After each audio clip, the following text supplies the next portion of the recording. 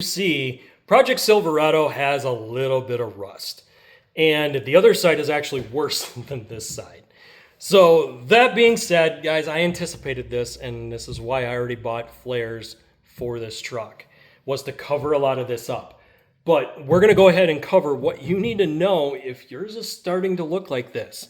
And if yours is much worse than this, at some point you do need to do a patch panel and just replace this section of the box side. It does get expensive, guys. This is not a cheap repair, and it does need to be done if it's in that bad a shape. So let's go ahead and cover this right now.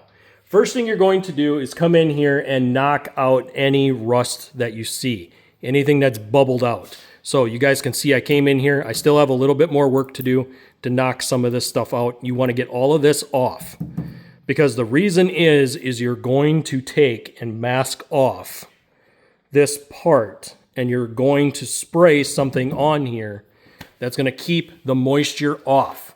This is the hardest part. You want to get the moisture away from this box side, and you want to protect the metal. We also will need to spray stuff on the inside of this to keep the moisture from attaching. This happens because dirt gets trapped between this outer panel and this inner panel right here. When dirt gets trapped in there, what happens is it just keeps rotting this part of the box out until it's gone. Very rarely will you see rust here unless there was a bolt or a screw in the box side. And that's why we see certain spots get bubbled out like this, because there was a screw that was drilled into here and wasn't properly rust prevented when the project was done. So what we're going to do is we're going to bed liner this area and cut off all oxygen to that area. I'm going to mask this up, and I can show you guys the masking procedure and how I do it. On this one, I'm just going to run a particular line high enough up to avoid any spots. I'm going to double check it with my flares by putting my flares up here. I'm also going to need to drill holes for my flares under my underside lip. I'm going to want to get those also sprayed with bed liner to make sure I get rid of any potential bare metal, which is why we're doing this.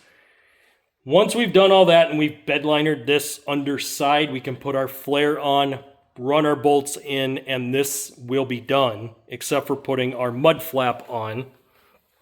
This mud flap comes with clamps on the back side, so I will be able to clean this up and reattach this to where it was. And I will still be able to maintain a mud flap with a factory flare.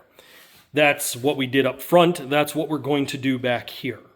So same process, same procedure, just we're going to clean this up, get some bed liner on this open rust to seal off any oxygen getting to it, and we're going to make sure we get the underside of this protected. Another spot after we've bed linered this and sealed it off is underneath here on our rocker panels.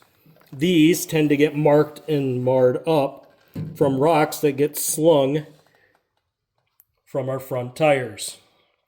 So what we're going to do is run a tape line underneath where we can't see, and then we're going to run the bed liner down and under. We're going to do that back here as well. Back here is much worse. Like back here, most of the paint is gone. And this is all from not having the proper mud flaps on it prior to. So if he would have bought it and put those flaps on it from the beginning, this might have not have been an issue. There's a metal burr right there that I'm going to clean off because I don't want to get stabbed with that. So, but yes, we're going to clean this up. We're going to get this coated.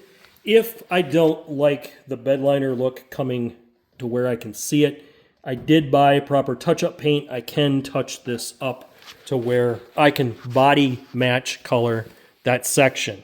And that's something you can do too. You can clean all this up and then spray it with paint, giving you the protection. But remember, you're trying to cut off moisture getting to this metal. So sometimes paint will trap moisture.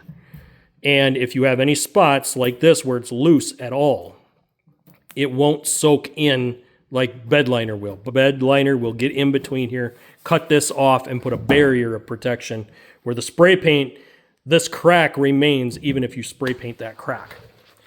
I hope this makes sense, guys, and hopefully when you guys do your repairs like this and you're putting flares on, make sure you knock off all the bubbly rust that's on it and get some bed liner in there to cut off that oxygen going to the rust, because that's how rust continues to grow. It continues to grow because nothing cut off the oxygen going to it. Guys, I want to say thank you for all your support. We're really growing the channel this year. I'm hoping to bring you guys a lot more stuff, a lot more content. Guys, there's stuff coming for LS Goat, which is our 04 Pontiac GTO. We've got stuff coming up on Crimson Vortec.